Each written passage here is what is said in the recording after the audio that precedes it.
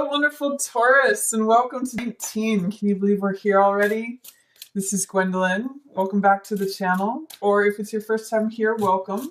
This is going to be a video for 18 for Taurus, and we open the year with a new moon on January 5th. Now, this new moon is a partial solar eclipse, and it's also conjunct the fixed star Vega. I got Temperance jumping out for you guys. So I'm already seeing some balance, some peace, some serenity this year. I really love that for you.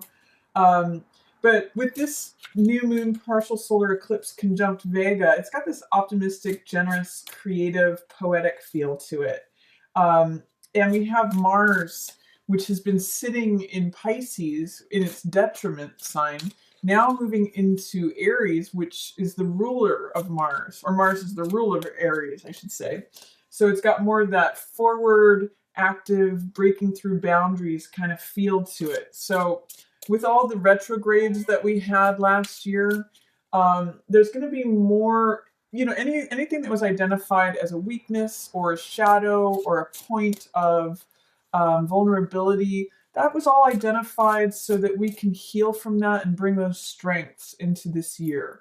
So for example, I'm likening it to buying a new car and looking under the hood. 18 was about figuring out, okay, which tires need to be replaced? What are the brakes a little bit low? All the wounds and all of the weaknesses were brought to the surface as like an inventory checklist, so that we could clear out and heal from those and bring that strength into moving forward this year in much more direct energy. There's not going to be any retrogrades this year. All that was happening last year. So we also have a full moon in January 20th to 21st. This one's a total lunar eclipse. It's also known as the full blood wolf moon. So if there's anything, the moon always represents our emotions. So if there's anything lingering or any emotional baggage or clutter or stuff that needs to be cleared out from last year, this is a great time to release it. There's a little bit of unpredictability that comes with this full moon. It's at 0 degrees 1 minute in Leo. And it's square to Uranus in Aries. So it's got that unpredictable feel to it. But if you're looking to release anything, to complete a cycle, if you're looking to let go of something that's no longer serving you, this full moon is a great time to release any old emotional energies that might be lingering around, in order to clear the way for new things to enter, new, fresh, healthy energy. So let's see what's coming up for you, Taurus. Yep, here's that Temperance card again. This time it's coming in the reverse, but this really wants to come out for you, Taurus. So this is about finding your balance, finding the compromise, the moderate path, and the serenity that comes along with it. And what I want to bring up to you here is that there's usually, for some reason I'm getting with this card, there's usually a choice between drama or peace. Whenever you look at a situation, you can say what's going to bring more drama and what's going to bring more peace. If it's in the reverse, you might be saying, I don't know how I can balance myself. I don't know how I can, say, balance the physical world here, which is on the earth, with the emotional world. I have doubt, fear, or resistance about how I can bring in peace, harmony, and serenity. If I can negotiate or find the middle path, like, can I find a solution to something? A good test or filter, I think, to bring this out, Taurus, is to ask, is it going to bring me more drama or more peace? Which cup is going to fulfill me more? Is this decision being made out of love, or is this decision being made out of fear? That's really going to help you, because Temperance wants to come in. That serenity, that moderation, that peace wants to come in. So allow it. See if you can by making it pass through that filter. Then you've got 9 of Stabs. Yeah, you're a survivor. You have survived a lot of that bumpy retrograde motion from last year. 9 of Wands, I always call Cool Hand Luke card, because it's someone who keeps getting knocked down but keeps getting back up. It's real survivor energy, perseverance, and endurance. You have this enduring energy, even though you feel a little emotionally unbalanced, or you feel like you can't find solid ground as 19 opens. you have this perseverance and this endurance. You know, you're the strong bull. Um, so it's just telling me that you're going to survive, even if you feel a little battle wounded. You're a survivor. And I always say too with this card, I usually recite this Beckett quote, which says, "Ever tried, ever failed, never mind, try again, fail better." So it's a real card of just persevering and enduring. You will come to this place of moderation and serenity if you just keep trying, is what I'm getting from these two cards together in this placement. Then we have the sun. The sun is showing up in reverse, but this is such a positive card that it doesn't matter whether it's up, right side up or in the reverse. And look, here you are, Taurus. It's the bull. It's so funny that you're appearing here on this card. It's almost like saying this is your year. The sun is shining on you. I really get that for your birth month. Whether you're late or early, that's when the sun's going to really be shining for you. But this is a good year for you to shine, Taurus. And the sun in the reverse is just saying, what do you need to clear out of the way to fully experience your happiness, your joy, your vitality? This is you right here on the bull. This is you, Taurus. So with the sun in the upright, it's like the sun is shining 100%. With it in the reverse, it's saying it's sort of like 80%. There's just a few things that you need to clear away or even heal from to experience this full vibrancy, this full life, happiness, joy, feeling like a kid again, feeling youthful. That's coming in for you too. I kind of get this sense, Taurus, that this serenity and this happiness, this joyfulness are really coming in and wanting to enter, but you really just have to heal from whatever it feels like you've endured or persevered through with 18. Once you recover from that, nines are headed towards completion. They're the ending of a cycle. Then this is wanting to come in. And I really see this as you, Taurus. You know, here you are as the bull. Couldn't be more clear. Funny that this deck is showing that. And then we also have King of Swords. So you may be working with a air sign. That could be a Gemini, an Aquarius, or a Libra. And they are showing up as the expert, as someone with good thinking, good, rational, practical advice. Usually the King of Swords is someone of expertise, someone who has wisdom and experience. I usually call this King Solomon card. So you can rely on them to be honest and truthful with you right now. For some of you, this could be someone that you're consulting as an expert, whether they're a financial analyst or a business consultant, or even just a wise family member, someone who has wisdom and experience and knowledge.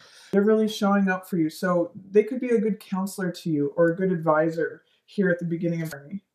And then especially if you're dealing with someone who is a little bit shady, this is Seven of Swords. Like if you're having, say, a rebellious child here who is going out and stealing the car, something like that. This is rebellious, shady, cutting corners kind of energy. You need to go to someone who, like a grandparent is what I'm getting, or someone who's had a lot of experience, wisdom, knowledge on how to deal with this person.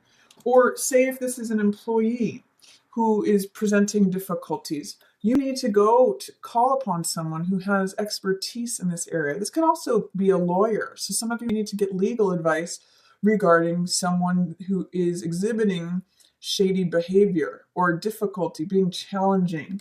I'm really getting, and that might be the source of why you're a little emotionally unsteady or unbalanced. You can't seem to find your ground, and why the sun is in reverse here. So this person is really key for you. For some of you, this may be a spouse, again, a parent, a consultant, a lawyer, someone who has that level of expertise, wisdom, experience, or they could just be someone who has good logical thinking, who thinks clearly about things.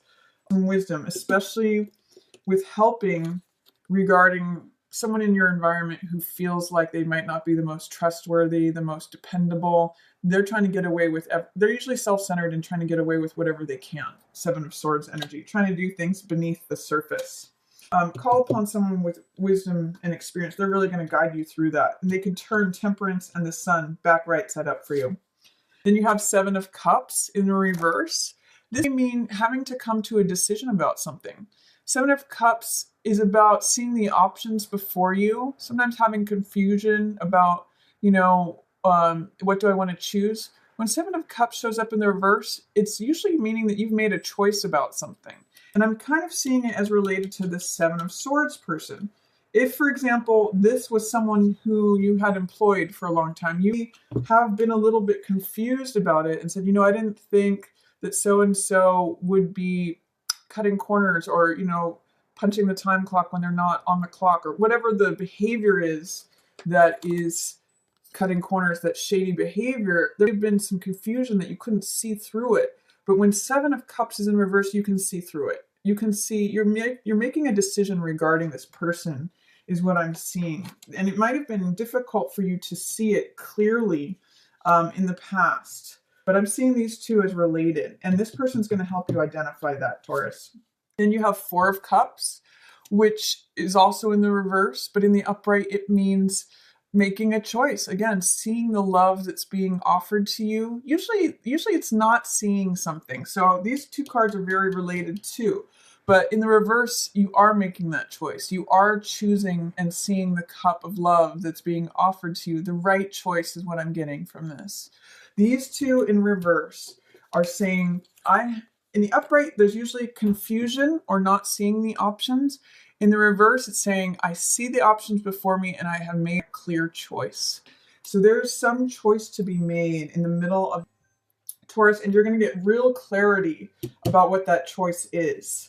And this person may provide you with some insights regarding that. Again, that King Solomon parable is going to help you see how easy a choice can be made. Sometimes when the evidence and the facts aren't exactly clear, there are ways to bring things to the surface so that you can make a clear choice. And this person can help you with that. And then we have Two of Swords in reverse. I can't say how much, Taurus, these three cards are pointing to making a decision. Again, Two of Swords in the upright means I can't decide. I don't know which way to go. I'm blinded. I'm going to just check out because I can't figure it out. In the reverse, it says, you know what? I've decided which sword to put down. I know what's true for me. I'm choosing one. I'm walking in a direction. I've seen the truth. So definitely seeing the options before you and choosing one option. It's big. There's three cards that are speaking to that. And I'm really seeing that it's regarding someone who you may be having difficulty with. This could be a air sign child. This could be it could be, you know, Gemini, Aquarius, Libra, but it really could be any sign who's displaying this behavior, which is sneaky, behind the scenes, cutting corners, deceptive, that kind of stuff, shady behavior. You're making a choice regarding this person. It may just be that there's consequences.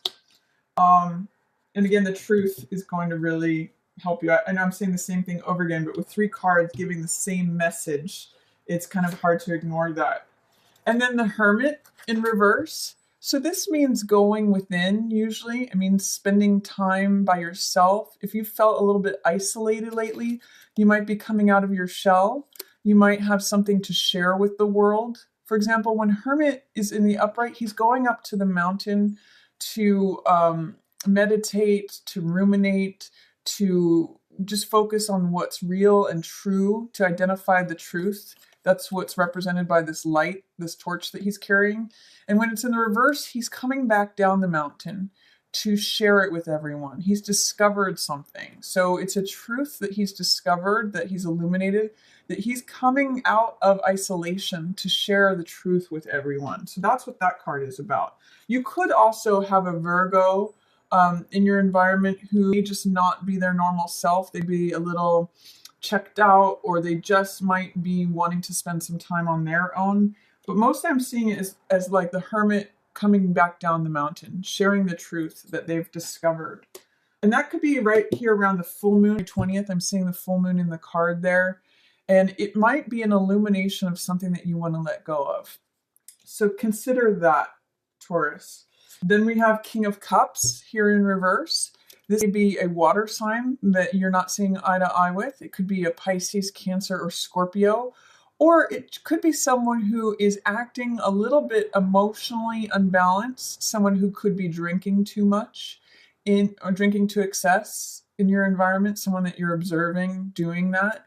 King of Cups, when he is in the reverse position, is He can be a drunkard. He can be like emotionally volatile. He could be emotionally messy or really just weepy, where he's all over the place. He's kind of a hot mess in reverse. So there could be someone in your environment who you're finally seeing, oh, I thought that this person, this could be the revelation that you're getting, is that I thought that this person was solid, but I'm realizing behind the scenes they have an addiction problem. That's something that I've discovered. There's a lot of different ways that could go, but I'm seeing this truth kind of in tandem around these cards here. What's also coming up is Four of Staves. This is a real honeymoon card. This is establishing of foundations. This is the Twin Flame card, and it means completion on something. It means having a happy home, celebration, festivities. It's domestic bliss. It is sometimes a marriage or a wedding card. It's really celebration and festivity on the domestic plane. It's like having a party at the castle at your home. So really nice celebratory. The stability that you're looking for, I kind of get, comes towards the end of the month, Taurus. If you're not experiencing it here at the beginning of you're looking for it, it wants to show up, but you kind of have to go through whatever this is. And then the Four of Wands comes in, celebration, victory, festivities. That's kind of when I feel like the sun is really going to go back into the upright for you. Once you deal with this situation, whatever decision it is that you're having to make about this person, once that's done, this is what comes in. Celebration, home, good times, parties, festivities. And then Page of Coins in the reverse. So this is something that is normally an offer of some sort, an apology perhaps. Sometimes it can be from an earth sign person, so Taurus, Virgo, Capricorn. This may be an apology that you're not willing to offer or not willing to receive. It's given to you, but you don't receive it. It also can be something that you're willing to learn, or sorry about that, Taurus. My camera cut out. Anyway, so this could be delays in communication about something financial too. That's another possibility. It also could be an earth sign person, Taurus, Virgo, Capricorn, that is not showing up as their normal selves. They're acting kind of more in their immature side of themselves. They may be acting a little bit stubborn about something. But I'm seeing this actually mostly as communication regarding something financial. And there may just be a delay. Like if you're waiting for a financial statement on something, there might be a delay. You may not get it by the end of, for some of you, this may be like your W-2s being a little bit late. I'm not sure exactly why I'm getting that for some of you. It's communication about money that is in delay or there's some sort of blocks in front of it. So that's a reading for you, Taurus. I hope you enjoyed it. If you did, feel free to give it a thumbs up or share it with another Taurus who you think might also enjoy it. If you'd ever like to book a personal reading with me, I'll have a link right here in this top corner somewhere that you can go to the website, and I have a number of different types of readings there that you can book. And as always, I just want to thank everyone so much for watching. Hope you have a wonderful start to this new year, and I hope you have a great year. Yours in the stars.